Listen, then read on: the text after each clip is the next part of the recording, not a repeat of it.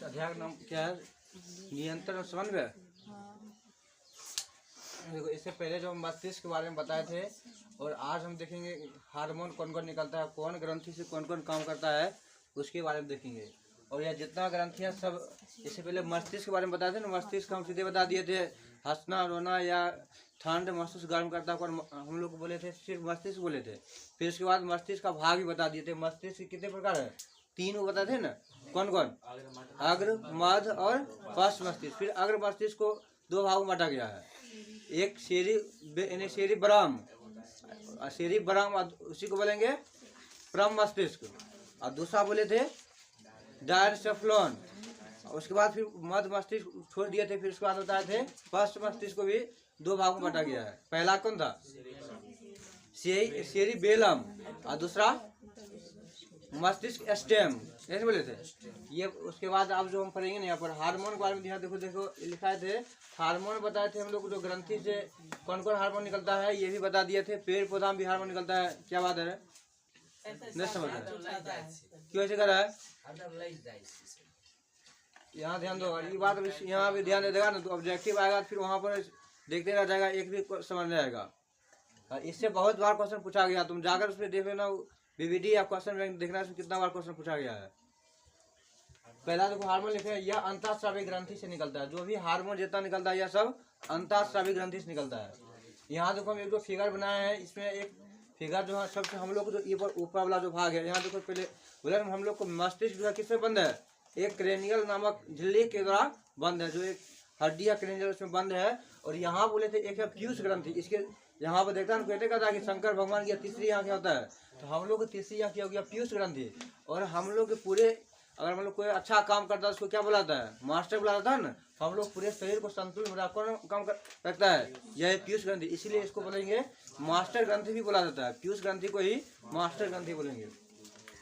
Objective पूछेगा किस ग्रंथि को मास्टर ग्रंथि कहा जाता है, तो पीयूष ग्रंथि को मास्टर ग्रंथि कहेंगे। यहाँ के बाद हम लोग के आँख के बारे में इससे पहले भी बता दिए थे ना इसमें। जब इसके बाद हम जनन चैप्टर पढ़ेंगे, इसके बाद इसके बारे में बहुत ज़्यादा इस पूरे शरीर के बारे में पढ़ेंगे। इसके बाद यह दिया है जनन। लेकिन यहाँ पर सिर्फ उसके बाद हम सिर्फ यहाँ गला के बारे में देखते हैं। यहाँ गला देखता होगा किसी गला यहाँ फूल ज़्यादा, उसको घेघ बोला जाता है, या उसको घेघा रोग बोलेंगे, उसी को अन्य नाम बहुत सारे नाम है। तो उससे पहले हम लोग यहाँ ये समझेंगे कि यहाँ आखिर यहाँ घेघा में देखो एक नली बना जो एच आकार का, देखो एच आकार का है, और ऊपर में जो रहता है ना उसमें बिंदु देखो, यहाँ 4 बिंदु है दिए हैं, तो उसको बोलेंगे पाराथायरॉइड ग्रंथि बोलेंगे उसको। और उसके ठीक जो यहाँ एक एच आकार का जो नली बना होता है उसको बोलेंगे थायराइड ग्रंथि। और उसके बाद हम लोग जहाँ चेस्ट, जिसको छाती बोलते हैं, वहाँ पर एक और ग्रंथि होता है जिसको बोलते हैं थाइमस ग्रंथि। और उसके बाद देखो हम लोग के शरीर में यहाँ बोले थे चेस्ट, और यह हो गया किडनी, और यह एड्रिनल ग्रंथि। किडनी के ऊपर जो बीच में होता है उसको बोलेंगे अग्नाशय ग्रंथि। और यहीं से बोले थे या इसको, यानी मानव शरीर सबसे दूसरी बड़ी ग्रंथि कौन है? मानव शरीर सबसे बड़ी हड्डी कौन है? अरे सबसे बड़ा ग्रंथि बोले थे यकृत। उसके बाद सेकेंड में यही बोले थे, यही होता है अग्नाशय। यही इसका एक पान की पत्ता जैसे होता है ना, या आम पत्ता, वैसे आकार होता है। देखो वैसे आकार नहीं बना दिया पर, उसी आकार होता है, उसको बोलेंगे अग्नाशय ग्रंथि। उसके बाद यहाँ पे जो होता है, हम लोग में बोले थे इसमें 2 किडनी होता है, ये किडनी है, ये नहीं बोले थे, एक जोड़ा या 2 किडनी होता है ना, यही दोनों किडनी है।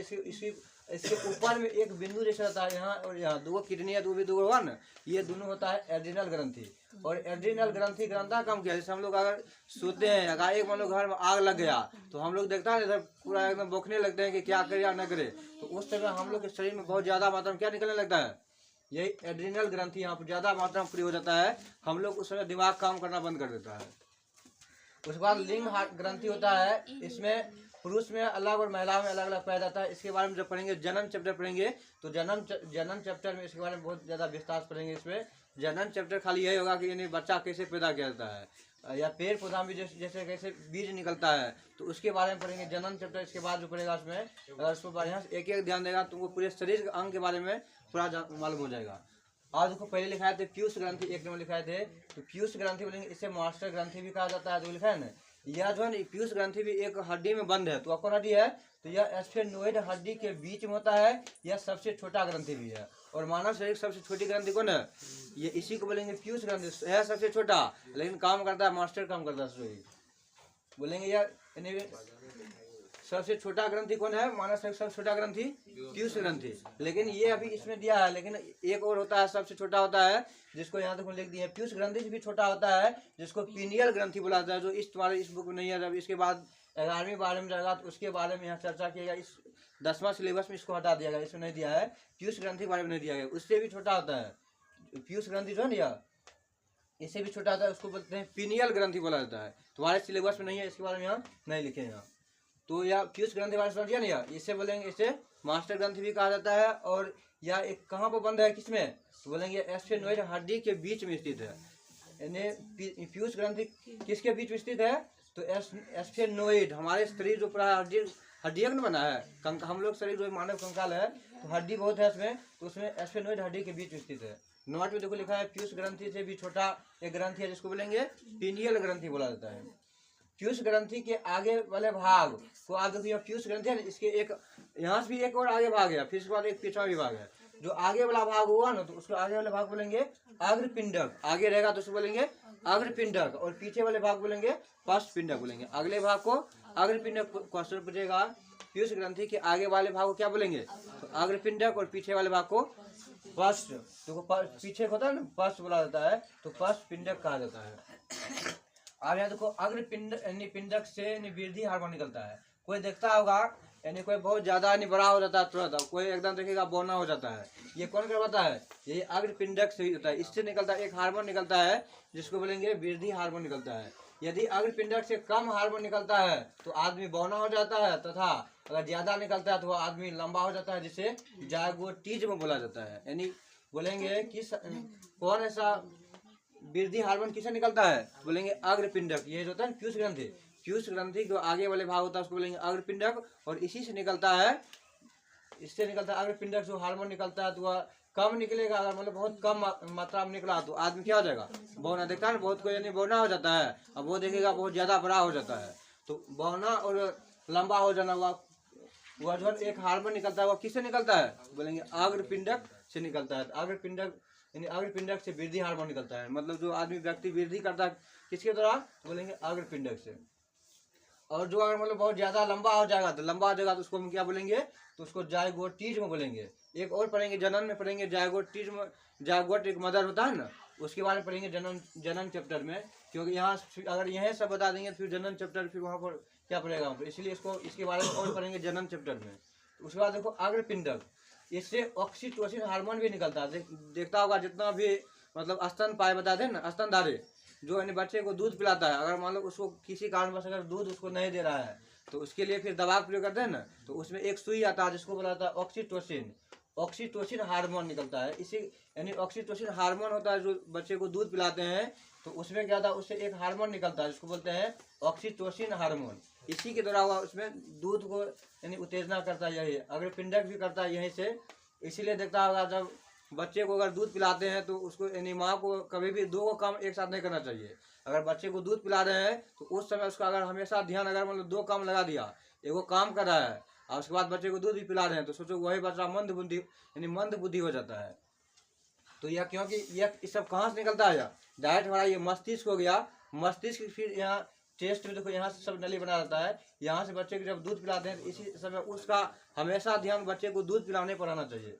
और अगर ऐसा नहीं करता है, अगर देखेगा उसको यानी वहाँ पर गोदी में लेकर के उसके बाद काम भी कर रहे हैं, उसके बाद बच्चे को दूध भी पिला रहे हैं, तो ऐसा करने से फिर वही उसका मंद बुद्धि हो जाता है बच्चा।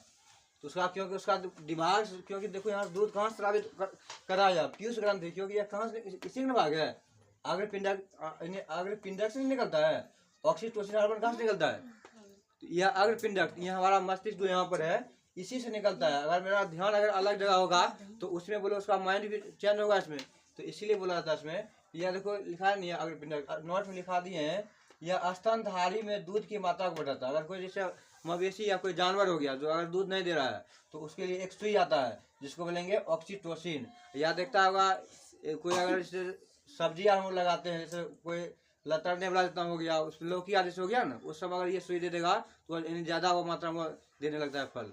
तो इसमें स्तनधारी के लिए अगर दूध की मात्रा को बढ़ाना है तो क्या करेंगे? इसमें एक सुई आता है जिसको ऑक्सीटोसिन होता है, या इसको हम लोग शरीर में स्ट्रेंथ निकलता है, जो कहाँ से निकलता है? अग्रपिंडक से निकलता है, जिसको बोलेंगे ऑक्सीटोसिन हार्मोन। क्वेश्चन पूछेगा ऑक्सीटोसिन हार्मोन कहाँ से निकलता है? अग्रपिंडक अगर नहीं दिया रहेगा तब पीयूष ग्रंथि हो जाएगा, क्योंकि उसी नहीं अगला भाग है। और बोलेगा इसमें यह इससे निकलता है, अगर मतलब किसी को इन्हें जो ऑक्सीटोसिन हार्मोन निकलता है या कहाँ से निकलता है? अग्रपिंडक। अगर ये नहीं दिया रहेगा तो बोलेंगे पीयूष ग्रंथि बोलेंगे।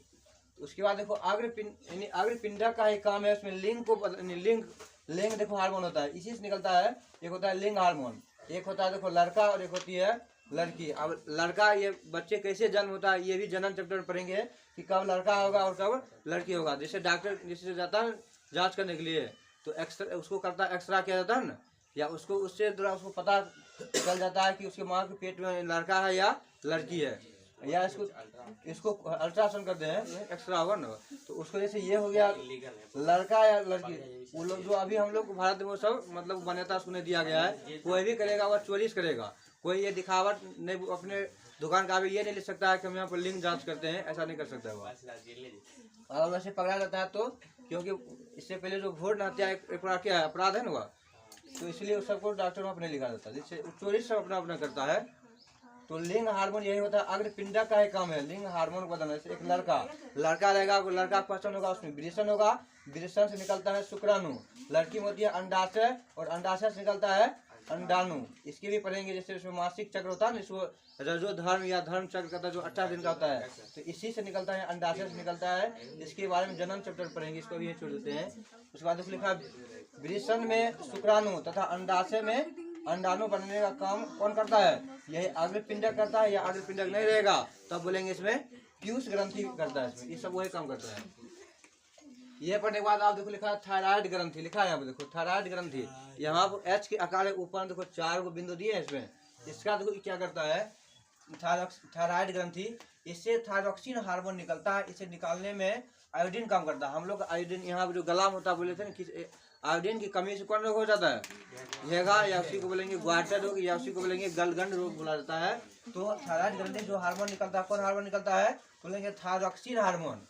थायराइड ग्रंथि यहाँ पर पाया जाता है, जो लिखा है ना देखो वहाँ पर। तो थायराइड ग्रंथि जो है, थायराइड ग्रंथि से कौन हार्मोन निकलता है? तो थायरॉक्सिन हार्मोन। ऑब्जेक्टिव पूछा गया है सब क्वेश्चन, तो थायरॉक्सिन हार्मोन कहाँ से निकलता है? तो थायराइड ग्रंथि से। उसको निकालने का काम कौन करता है? तो हम लोग जो नमक खाते हैं पूरे शरीर में देखो नमक होता है, तो आयोडीन होता है, यही आयोडीन काम करता है। आयोडीन देखो कैसे बनाया, एक हम लोग पढ़ते हैं ना आयोडीन, यानी आयोडीन पढ़ते हैं ना, आयोडीन नमक, आयोडीन युक्त नमक कैसे बनाया जाता है? देखो यहाँ पे लिख दिया साधारण नमक बारे में, KiO3 की मात्रा मिलाने से आयोडीन युक्त नमक बन जाता है। Ki मतलब पोटेशियम आयोडाइड, साधारण नमक। हम लोग जो साधारण नमक यूज करते हैं उसमें क्या होता है? तो पोटेशियम आयोडाइड में KiO3 की मात्रा जब हम लोग उसको मिला देते हैं तो तब वो कौन नमक बन जाता है? तो नमक युक्त यानी आयोडीन युक्त क्या, हाँ लेकिन साधारण नमक वही मिलाते हैं। तो ये दोनों मिलाने के बाद उसमें लिखा साधारण नमक नहीं लिखते यहाँ पर, तो ये दोनों उसमें मिला देते हैं तो तब इससे क्या बन जाता है? आयोडीन युक्त नमक होता है, इसी कारण यहाँ बनता है। तो हम लोग में जो बोलेंगे आयोडीन का काम क्या है? तो बोलेंगे थायरॉक्सिन हार्मोन को निकालने का काम करता है, किस ग्रंथि से? तो थायराइड ग्रंथि से। समझ गया अगला। और यहाँ देखो लिखे हैं, यदि आयोडीन की कमी हो जाती है तो थायराइड ग्रंथि को ज्यादा काम करना। अगर मतलब हम लोग शरीर में आयोडीन की कमी हो जाएगा तो हम जानते हैं आयोडीन काम क्या है? थायराइड यानी थायरॉक्सिन हार्मोन को निकालना। अगर आयोडीन कमी हो जाएगा तो यह क्या करेगा? यानी थायराइड ग्रंथि को यानी बहुत ज्यादा काम करना पड़ेगा। अगर नमक हम लोग खाएंगे तो उसको कम न काम करना पड़ेगा, और नमक रहेगा नहीं तो बोलो उसको ज्यादा निकालना पड़ेगा। तो ज्यादा निकलेगा तो उससे हम लोग यहाँ गला क्या होगा? फूल जाएगा, जिससे उसे ही बोलेंगे गलगंड रोग या ग्वाटर रोग, या उसी को बोलेंगे घेघा रोग बोला जाता है। समझ गया किसके कारण हुआ ये? तो बोलेंगे आयोडीन की कमी से कौन रोग हो जाता है? तो घेघा रोग, या उसी को गलगंड रोग बोलेंगे, या उसी को ग्वाटर रोग कहा जाता है। यहाँ वही लिखे हैं आयोडीन की कमी से घेघा रोग या गलगंड रोग या ग्वाटर रोग होता है। यह बहुत बार क्वेश्चन पूछा गया है, देखिएगा जो जितना आसान होगा ना वह ज्यादा बार रिपीट किया जाता है। ये सब क्वेश्चन देखो कितना आसान है, लेकिन ऐसा कोई साल नहीं होगा कि उस साल नहीं पूछा गया है। कोई भी कंपटीशन भी हो, कोनो एग्जाम ऐसा नहीं कि नहीं पूछा गया। आयोडीन की कमी से वहाँ लिखा रहेगा आयोडीन की कमी से निम्नलिखित में से कौन सा रोग हो जाता है? तो यहाँ लिखा रहेगा घेघा रोग, गलगंड रोग या ग्वाटर रोग, या उसके बाद डी दे देगा इनमें से सभी हो जाएगा, या नहीं तो ई दे देगा और कोनो रोग का नाम दे देगा उसमें। उसके बाद है थायराइड ग्रंथि का काम। देखो क्या है थायराइड, इसका काम है या कार्बोहाइड्रेट हम लोग जैसे खाना खाते हैं, तो हम लोग खाना में 3 चीज खाते हैं, उसका क्या क्या नाम है? तो ऐसे नहीं बोले ना कि दाल भात रोटी सब हम लोग खाली बोलते हैं, लेकिन हम लोग शरीर को वो सब नहीं चाहिए। 3 चीज चाहिए, कार्बोहाइड्रेट, प्रोटीन और वसा। जैसे हम लोग अगर सब्जी खाते हैं तो उससे क्या मिल जाता है? सब्जी खाने से क्या मिलता है? सब्जी से क्या मिलता है? प्रोटीन मिलता है दाल से। कार्बोहाइड्रेट हमको मिलता है कि सब्जी खाते हैं तो कार्बोहाइड्रेट, वसा मिल जाता है जैसे चावल और खाते हैं। और उसके बाद कार्बोहाइड्रेट जैसे रोटी हो गया उससे भी मिलता है। प्रोटीन हो गया दाल। यानी जो चीज तुमको मीठा लगेगा, याद रखना, जैसे चावल खाते हैं, चावल हम लोग क्या मीठा लगता है, लेकिन वह अगर तुम चावल खाएगा ना सीधे उसको बिना उबाल करके, मीठ लगेगा उसमें, तो उससे क्या बनेगा? कार्बोहाइड्रेट। अगर जैसे तुम उसको उबाल कर चावल खाएंगे तो हम लोग शरीर में फैट जमा हो जाएगा। जैसे आदमी देखता है पेट निकल जाएगा बहुत ज्यादा, इसका मतलब वह चावल खाने से होता है। या ज्यादा मात्रा हम लोग क्या खा लेते हैं? वसा। जैसे घी अगर ज्यादा कोई खाएगा देखेगा ज्यादा मोटा हो जाता है, क्योंकि घी में बहुत ज्यादा मात्रा में वसा रहता है। और हो गया चावल। तो 3 चीज याद रखना। हम लोग खाना क्वेश्चन आएगा कि हम लोग खाना में क्या क्या लेते हैं, ये रोटी दाल सब्जियां नहीं लिख देना, तो बोलना है कार्बोहाइड्रेट, वसा और प्रोटीन। हम लोग रोटी से क्या मिलेगा? रोटी से प्रोटीन मिलता है।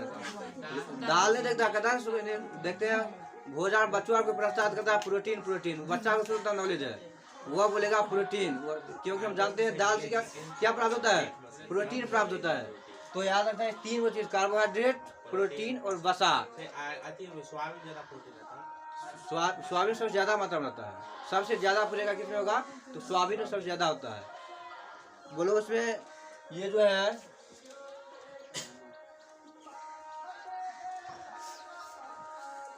थायराइड ग्रंथि समझिए, इसका कार्य क्या है? कार्बोहाइड्रेट, वसा और प्रोटीन का नियंत्रण यही काम करता है। अब अगर मान लो ज्यादा मात्रा में तुमको वसा निकल गया, ये अगर इसका मतलब थायराइड ग्रंथि इसका नियंत्रण नहीं करेगा तो देखेगा बहुत ज्यादा मोटा हो जाएगा। एगो देखता है यहाँ बगले में है, वहाँ पर संतोषी चौधरी धरे को है, देखता है, उसमें सोचो उसमें क्या हो, यही वसा की मात्रा बहुत ज्यादा हो जाता है। अच्छा बोलो, जैसे रसगुल्ला जैसे हम लोग खाते हैं उसमें क्या मिलता है हम लोग, उससे क्या मिलेगा? जो भी चीज अगर मीठा लगेगा तो समझ रहा हुआ कार्बोहाइड्रेट मिलेगा। लेकिन याद रखना, अगर जो तत्काल अगर बहुत ज्यादा मीठा तत्काल लगा तो कुछ पल के लिए रहेगा, लेकिन उसको बाद में तुम अगर मीठा लगेगा, चिबाने के बाद मीठा लगेगा, वो ज्यादा प्रभावी होगा। जैसे हो गया रोटी हो गया, बोलो एकाएक मीठ लगता है तो उससे भी क्या मिलता है? कार्बोहाइड्रेट मिलता है एकाएक। जैसे रसगुल्ला हो गया तो तत्काल मिलेगा वो। इसलिए देखता होगा जो धावक होता है जब दौड़ने के लिए जाएगा तो वह उसको बोलेगा 3-4 को पहले उसको रसगुल्ला खिला दिया जाता है, क्योंकि दौड़ने पर उसको उस कार्बोहाइड्रेट कम करता है। यानी देखता होगा जो खेलता होगा कोई जो खिलाड़ी है तो वह हमेशा देखेगा चिलगम खाता है और मीठा होता है ना, उससे भी उसको क्या मिलता है? कार्बोहाइड्रेट मिलता है। आप देखो यहाँ अभी जो पढ़े थे हम अग्र मस्तिष्क के बारे में, यहाँ देखो अग्र ग्रंथि, यहाँ पर पीयूष ग्रंथि जो आगे वाला भाग उसको बोलेंगे अग्र पिंडक। अभी जितना बोले थे अग्र पिंडक, अब यहाँ देखो पढ़ेंगे पश्च पिंडक। यह क्या है? यह जल नियंत्रण में कार्य करता है, इससे रिलैक्सिन हार्मोन निकलता है। यह बच्चे के जन्म के समय होने वाले द्रव, यानी द्रव यहाँ लिख दिया है, यहाँ सही कर लो है, यहाँ द्रव नहीं यहाँ दर्द होगा,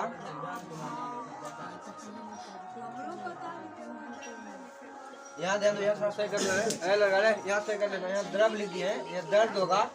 देखो यहाँ पश्च पिंडक क्या काम है? इससे जो हम लोग पीछा वाला जो पिंडक होता है उसका काम है यह जल को नियंत्रित करता है। हम लोग के शरीर में ऐसा नहीं कि बोलो पेशाब रास्ते सब जल बाहर निकाल देते हैं, उसमें बहुत ऐसे मात्रा जो अपने पास कौन रख लेता है?